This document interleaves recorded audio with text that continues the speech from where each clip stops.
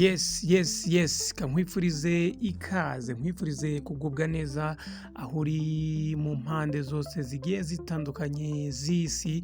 Njye ndi Emmanuel nk'ibisanzwe. Iyi rero ni Newsline Rwanda, ni amakuru agiye atandukanye, agiye agezweho.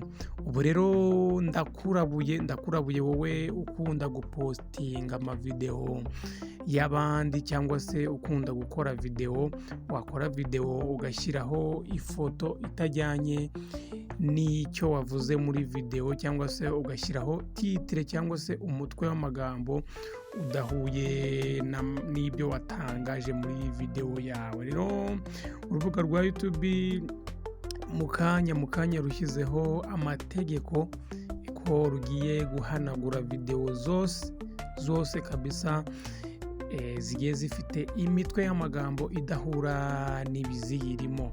Ni urubuga rero rwa YouTube rwatangaje ko rugiye gutangira gusiba video zicishwaho hifashishijwe icyo bita clickbait, ni titre zitajyanye na video, aho umuntu wasangaga akoresha video ariko muri titre akagenda akandikaho iyindi, cyangwa se thumbnail, iriya foto ibanza agasanga umuntu yashyizeho ibintu bigiye bitandukanye ariko bitajyanye n'ibyo ari gukora muri video cyangwa se yavuze mu nkuru yakoze.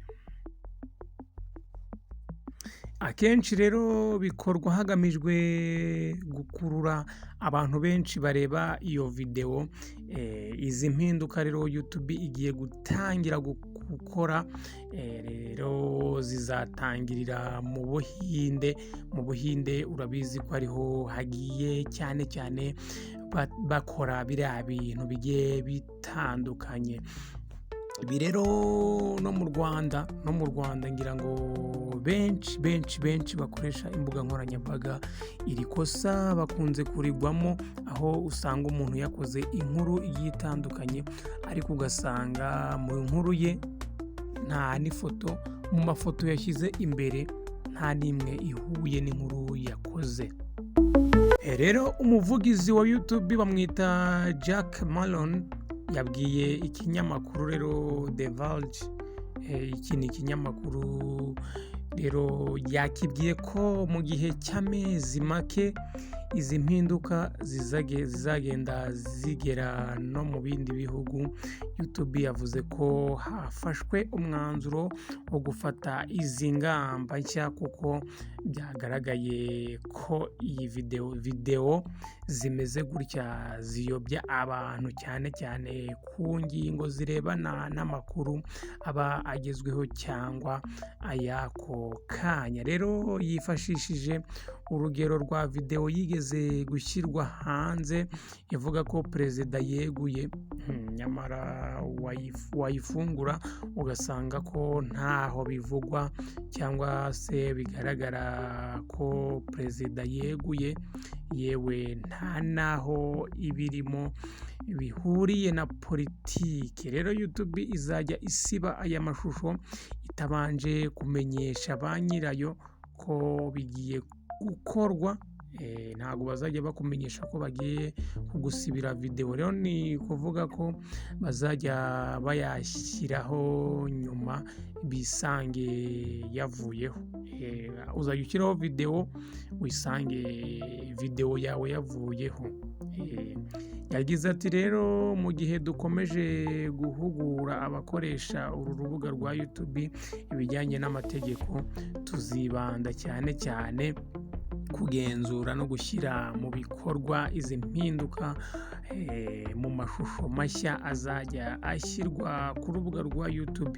Rero wowe ukora video warangiza ugashyira thumbnail, iriya foto ibanza ukayishyiraho, ugasanga washyizeho ibikabyo byinshi cyane, ugasanga washyizeho ngo perezida kanaka yagize ibibazo runaka cyangwa se kanaka yapfuye, kandi uri kubeshya abantu, ibyo rero ugiye kujya ubihanirwa usange video yawe yavuyeho.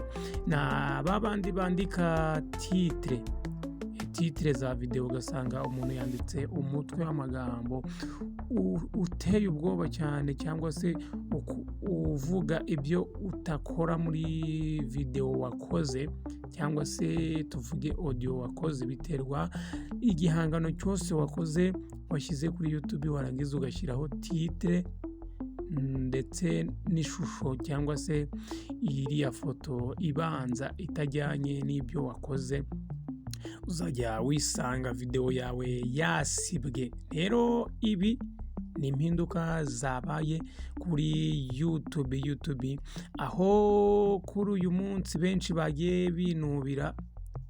Hariho bamwe bagiye babona ama subscribe byagiye bivaho. Icyo cyari ikibazo cya tekinike bwo bari barimo kuvugurura umurongo wa YouTube. Rero icyo usabwa ni ukuba maso ugakora video. Rero nibwo abantu bakora amavideo bari kuvuga ati aha noneho hagiye kugaragarira umuhanga mu gukora video.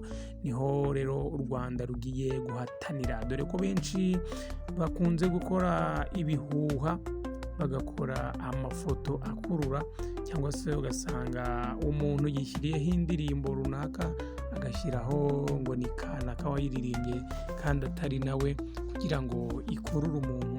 Iyo video rero ntuzatungurwe igihe uzasanga video yawe yasibwe.